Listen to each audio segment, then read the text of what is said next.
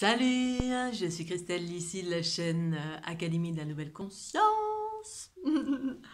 Après quelques temps de silence, il y a pas mal de silence en ce moment, donc je m'en excuse, j'espère que vous allez tous bien. J'ai eu l'élan ici maintenant, tout de suite, de faire une vidéo. Ce qui ne m'est plus arrivé depuis fort longtemps, fort lointain. Et donc, du coup, je m'attelle à faire une vidéo, ça me fait tout bizarre, j'ai l'impression que c'est la toute première fois. Alors, ça fait des années que j'entretiens cette chaîne YouTube, mais c'est pas désagréable, une toute première fois, limite avec le trac. Un petit peu, bon, ça va vite me passer. Donc, j'avais envie de faire une petite vidéo sur un peu tout et rien, sur l'empathie, pour celles et ceux qui me connaissent, ben, vous savez que c'est un de mes sujets de prédilection.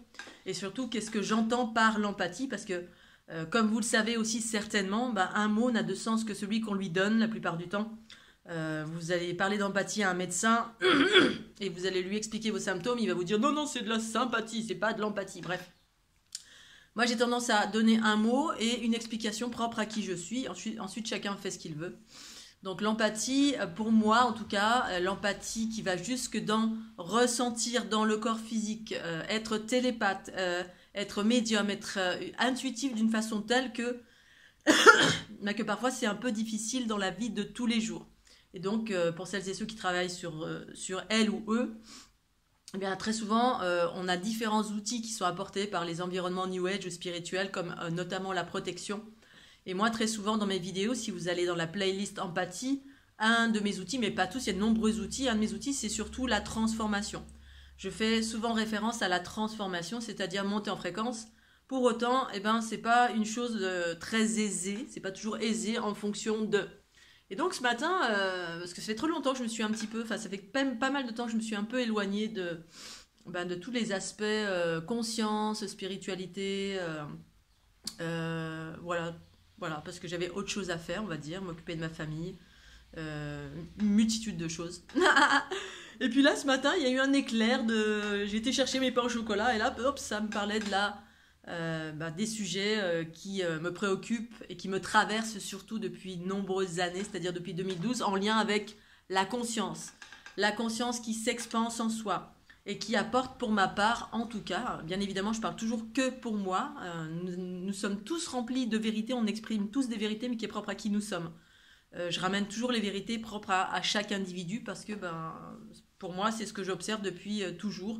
Chacun a une vérité différente sur chaque chose, comme un mot n'a de sens que celui qu'on lui donne, sauf si on accorde de l'importance en priorité au livre et au dictionnaire. Le dictionnaire a dit, donc c'est ça. Alors comme tout est en évolution, justement, on apporte une nouvelle pierre à l'édifice d'une chose. L'empathie était ceci à un point X de l'histoire, de l'évolution humaine. Et puis un jour, l'empathie devient quelque chose de bien plus vaste parce qu'on a une compréhension plus vaste, une expérience plus vaste de ce qu'est l'empathie. Et donc là, ça m'évoquait la connaissance de soi. Pour moi, c'est vraiment primordial. Ça m'a amené personnellement à me connaître davantage, savoir comment je fonctionnais, en lien avec tout ce que je vivais, qui m'appartenait et ne m'appartenait pas forcément. Et c'est souvent ce que j'exprime et partage à l'ensemble pour celles et ceux justement qui sont empathes et qui ne savent pas très bien quoi faire de cela. Moi, j'ai la sensation que c'est quasiment presque toute la planète, mais d'une façon plus ou moins prononcée, avec des caractéristiques différentes selon les individus, c'est-à-dire notre génétique, nos potentialités qui sont différentes selon les uns des autres et qui sont en lien direct pour moi, en lien direct avec nos origines entre guillemets extraterrestres, c'est-à-dire notre ADN originel qui est divers et varié selon qui on est. Voilà. Et donc du coup, on n'a pas les mêmes potentialités, on n'a pas les mêmes capacités à soit se protéger, soit se séparer, soit être dans le mode fusionnel. Et moi, c'est une de mes caractéristiques, c'est la fusion. Et donc je voulais parler de ça parce que en ce moment, je cohabite avec ma maman. Et donc, de cohabiter tout court, alors que moi je vis seule depuis pas mal d'années, ça implique des choses relativement importantes, donc importantes en termes d'empathie. D'empathie dans le sens où il y a un mode fusionnel qui se met en route en permanence avec, selon plein de caractéristiques, c'est-à-dire selon si je reste longtemps, selon le degré d'amour que j'ai, selon la fréquence de l'autre, selon les bobos de l'autre, selon mes propres résonances à moi, mes propres bobos à moi ou pas, selon si je travaille sur moi ou pas. Un empathe pour moi, en tout cas, selon là où il ou elle en est une personne qui équilibre en permanence, qui est en lien, en mode fusionnel avec tout ce qui l'entoure, d'une façon plus ou moins importante. Et ce qui est important dans tout cela, c'est en avoir conscience. Quand on n'en a pas conscience, on subit. Et même moi, ayant conscience de tout ça, eh ben, je subis parce que c'est pas toujours évident de maintenir l'équilibre. C'est-à-dire maintenir son équilibre propre, son énergie propre, maintenir l'équilibre entre les fréquences basses et hautes qu'on accueille dans notre corps en mode fusionnel. Pourquoi la fusion? Parce que selon ma conscience et mes expériences, on est tous connectés. Tous connectés, alors c'est un grand mot qui est relayé dans l'environnement spirituel, New Age ou religieux, quel qu'il soit.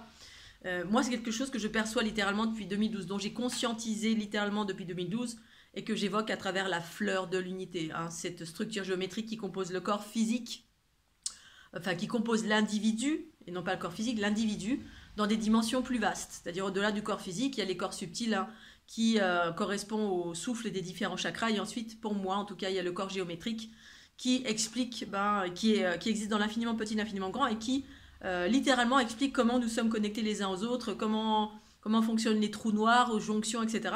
Et du coup, les empathes, en tout cas pour moi, comment je fonctionne justement, et quelle est la difficulté du quotidien à transformer, à fusionner, la difficulté effectivement d'être comme je suis et d'être comme vous êtes.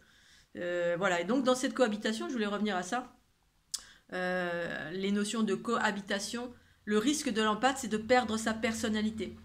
C'est-à-dire qu'on est tout le temps en train d'équilibrer tout ce qui est de basse fréquence, je l'absorbe et puis je suis censée le transformer. Si je ne le transforme pas, je vais le restituer à l'autre. C'est-à-dire je vais en faire un reflet à l'autre. Ou je vais absorber des choses que je ne transforme pas et je vais exprimer une chose qui ne m'appartient pas.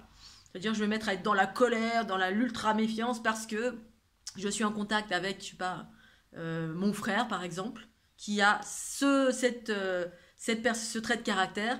Et je vais mettre à être cela alors que ce n'est pas moi. Et bon, alors moi c'est ce que je vis là depuis quelques temps. J'en ai pleinement l'habitude, hein, ça fait 30 ans que j'expérimente l'empathie. Pour autant, c'est pas toujours évident, effectivement, de maintenir les hautes fréquences, de transformer, même en sachant comment ça fonctionne. Et donc, la pièce ici aujourd'hui essentielle pour moi, dans cet environnement précis, parce qu'en fait, on peut sortir l'atout du jeu en fonction des circonstances. On va dire, là, par exemple, il me faut bouger, là, il me faut transformer, là, il me faut équilibrer, là, il me faut que je fasse ceci ou cela, méditer davantage, ou que j'aille davantage dans la nature. Et moi, pour ma part, une chose que j'avais, parce qu'on a tendance à oublier aussi, une fois qu'on est investi, entre guillemets, d'énergie, parce que l'investissement, c'est pas que des entités qui nous investissent, ça, c'est investi de l'énergie de quelqu'un. Investi, c'est quelque chose qui rentre en nous et qu'on n'a pas forcément transformé et on devient cela.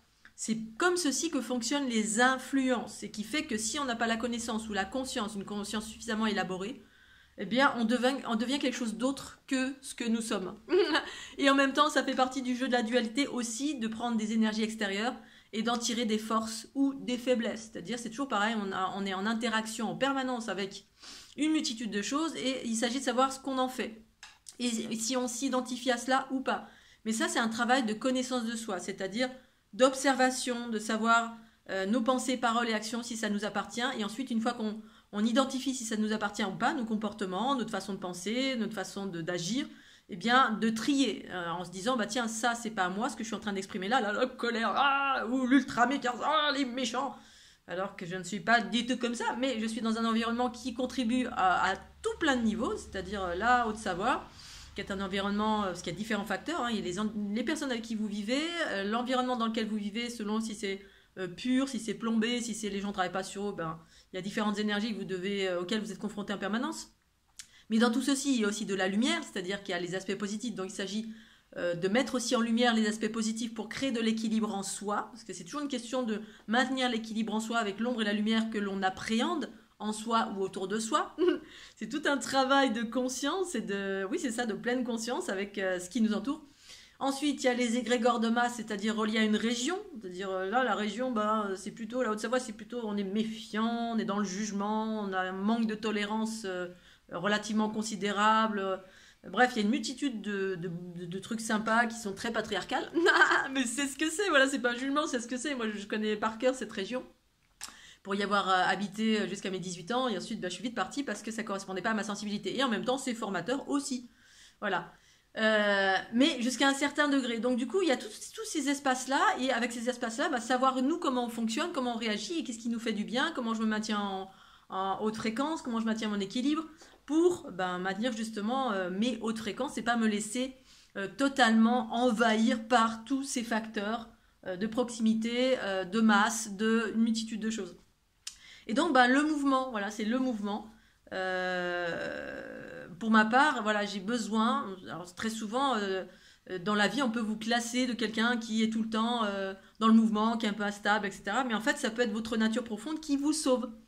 Voilà, le mouvement, la danse, l'escalade, le sport, bouger le plus possible et garder ça à l'esprit comme un point de sauvetage de quand vous êtes envahi par quelque chose, parce que ça peut vous aider à tous ces outils-là peuvent vous aider à monter en fréquence et rester vous-même, donc rester lucide.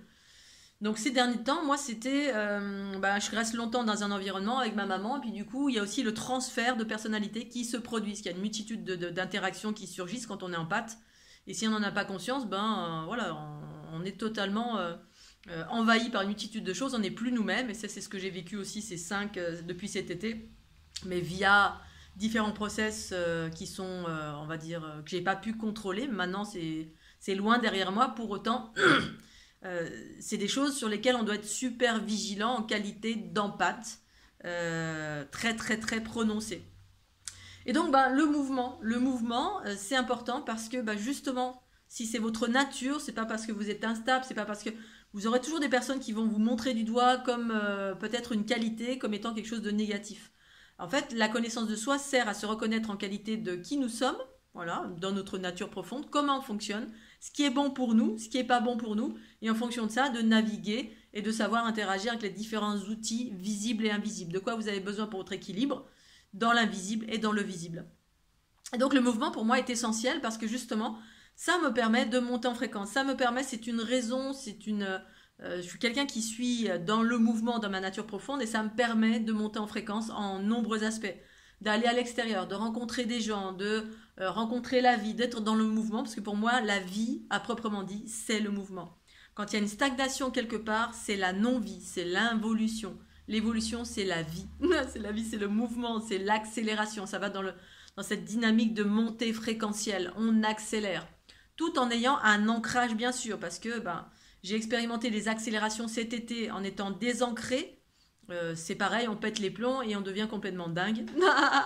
Parce que là, c'est le mental qui s'emballe. Le mental fait partie intégrante des outils de l'incarnation, et il est plus ou moins maîtrisé selon notre ancrage aussi, pour calmer, voilà, il y a le mental égotique et il y a le supramental, il y a des distinctions dans toutes les caractéristiques de la conscience humaine et de l'individu incarné. Donc le mouvement est important. Alors moi c'est le mouvement tout court, voilà, ce matin je me suis réveillée, ça fait 2-3 jours là que je suis un peu plombée pour différentes raisons. J'arrivais plus à retrouver la joie, je fais c'est pas possible. Parce que je suis en empathie avec ma maman. Voilà. Et il y a une interversion qui se fait. C'est-à-dire que ma maman, pendant que moi je suis en train d'être plombée, je prends les caractéristiques de ma maman qui a toutes les raisons de ne pas être bien, parce que voilà, on a perdu quelqu'un dans la famille malheureusement. Donc c'est un peu compliqué depuis quelque temps, on est en deuil. Et du coup, il y a un transfert qui se fait. C'est-à-dire que comme on vit ensemble, il y a des notions d'amour. Eh bien moi, je prends une bonne partie de la tristesse de ma maman, je deviens triste. Je deviens bof comme ça, et personnellement je sens quand je ne suis plus moi-même ou je suis partiellement quelqu'un d'autre, là notamment ma maman. Et pendant ce temps-là, ma maman devient joyeuse. C'est-à-dire qu'elle retrouve sa joie native. Non pas qu'elle prenne des caractéristiques, et pour autant ça peut, il y a différents fonctionnements, mais elle prend une part de ma joie, parce qu'on fait un échange, c'est ça la fusion, le mode fusionnel, il y a un échange d'énergie, et ça se produit en permanence, mais en permanence, voilà. Après, c'est tout dépend ce qu'on fait avec cette énergie. Il y a les gens qui se séparent, qui se protègent, boum, c'est le bouclier. Et il y a ceux qui transforment, comme tous les empathes de cette planète. Mais si on ne sait pas comment faire, on se fait engloutir. Et on peut perdre totalement notre personnalité, notre joie de vivre. On peut être déprimé, on peut être tout le temps en train d'être plombé en permanence parce que justement, on ne sait pas comment ça fonctionne. Et on est complètement envahi. Donc ma maman, ces temps-ci, oh youpi, tout va bien. Et moi, je suis en mode... parce qu'il y a une interversion carrément des personnalités. Et ça, je crois qu'il n'y a qu'un empathe averti, expérimenté, un expert qui peut le savoir en le vivant. en conscience, bien évidemment, parce qu'il s'agit d'être conscient de tous ces mécanismes, de tous ces fonctionnements pour ne pas se faire happer et garder notre joie et notre bonne humeur native. Moi, j'ai besoin d'être dans un environnement sain, naturel, voilà, d'être dans la nature, de faire de l'escalade, faire des choses qui me plaisent pour remonter en fréquence. Dès que je suis dans un environnement où il y a des gens qui sont ici en Haute-Savoie, ben, beaucoup, il y a pas beaucoup d'endroits qui ont des mentalités, on va dire, de village où on va raconter les potins, les derniers potins. Ça va être, c'est ce qui va nourrir une conversation très souvent. Bon, c'est la rubrique nécrologique du journal. C'est-à-dire, les gens se rencontrent et puis on va raconter les dernières personnes qui sont mortes et de quoi ils sont morts, etc. Il y a une sorte de morbidité, en tout cas moi, depuis quelques temps, là, bon, peut-être parce que justement, il y a ça qui plane avec le départ, ben voilà, cette notion de deuil. Mais j'ai remarqué, même quand j'avais 18 ans, j'avais remarqué ça. C'est-à-dire, les mentalités de village, c'est un peu ça. Hein. On est chacun chez soi, les étrangers, c'est des méchants, on a l'esprit un peu fermé, on est un petit peu lent, c'est un petit peu lent au niveau de l'évolution et de l'ouverture d'esprit, parce que l'ouverture d'esprit, ben, ça amène vers autre chose que son nombril, on va dire. Donc les aspects terre à terre, essentiellement, hein, il y a la terre et le ciel qui existent.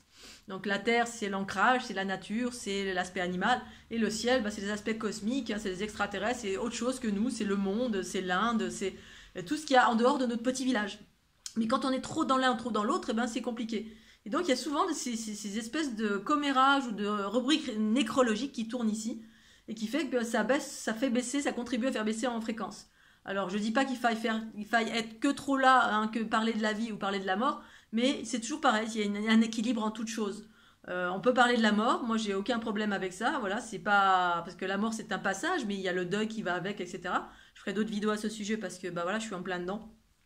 Mais on peut parler de la vie aussi, la vie, c'est-à-dire je suis incarné, la vie continue, allez, il faut avoir des projets, il faut avoir des voilà, et en tout cela faire un équilibre en soi. Et ici, il y a un peu de cette chose qui tire vers le bas et qui fait que si on a un empathe, eh bien, on peut être envahi assez rapidement par ces forces involutives qui fait qu'on est déséquilibré, que ça nous tire vers le bas. Voilà, la guerre, le Covid, les morts du quartier, là dans le village, il y a un tel qui est mort, etc. Puis on va parler que de cela. Voilà. Je suis partie un peu dans tous les sens. Je voulais juste parler de l'empathie. L'empathie, cette capacité à fusionner et cette capacité à intervertir les personnalités, c'est-à-dire être totalement envahi par les caractéristiques de l'autre, la tristesse de l'autre, les bobos de l'autre, tout dépend.